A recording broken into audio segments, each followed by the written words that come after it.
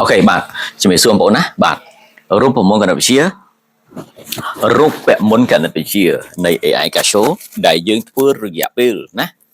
ដល់ពេលឥឡូវនេះគេហៅថាមានរហូតដល់90ថ្ងៃហើយបងប្អូនណាបាទនិយាយរួមឲ្យតែបំពេញតាមលេខគណិតវិទ្យានេះទាំងស្រុងណាឲ្យតែបំពេញតាមលេខហ្នឹងទាំងស្រុងហើយរៀបចំដើមទុនយើងឲ្យស្អាតណាគឺដឹងតែត្រូវហើយបងប្អូនណាបាទបងប្អូនណា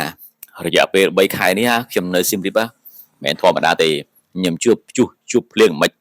ជួបអ្នកខ្លាំងមិនជួបអ្នកប្រកែមិនជួបអ្នកឌឺមិនជួបអ្នកផ្ចាញ់មិនខ្ញុំជួបអស់ហើយចុងក្រោយឥឡូវនេះណាថ្ងៃទី24មកសមហ្នឹងគឺគាត់ទទួលស្គាល់គណិតវិទ្យា AI Casio ល្អហើយអូខេបាទនេះជាស្ដែងសម្លេងឲ្យគាត់វាយពេញនៅក្នុងគ្រប់ហ្នឹងគាត់ថាគណិតវិទ្យាហ្នឹងពិតជាអស្ចារ្យខ្លាំងណាស់យើងមិនចំរហូតដល់ទៅ2តង់អញ្ចឹងណាបងប្អូនបាទណា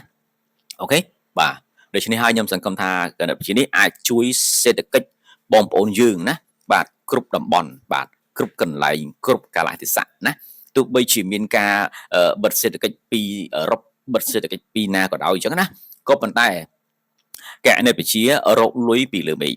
គណិតវិទ្យារកលុយពីលើមេឃគណិតវិទ្យាគឺរកលុយក្នុងធនាគារអន្តរជាតិមកកាន់ធនាគារប្រទេសខ្មែរវិញអូខេអរគុណបងប្អូនជំរាបលា